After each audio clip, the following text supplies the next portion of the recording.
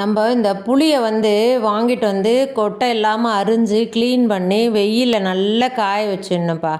இதை காய வச்சுட்டு இதை ஒரு டப்பாவில் ஸ்டோர் பண்ணும் பொழுது கொஞ்சம் உப்பு, கொஞ்சம் புளி இந்த மாதிரி போட்டு போட்டு நம்ம ஸ்டோர் பண்ணி வச்சோம்னா அது சீக்கிரம் கருப்பாகவும் ஆகிறதில்ல, ஒரு மாதிரி குழ குழன்னு ஆகுது, அந்த மாதிரியும் ஆகிறதில்லப்பா. இந்த புளி ஒரு வருஷம் ஆனாலும் ரொம்ப நல்லாயிருக்கு.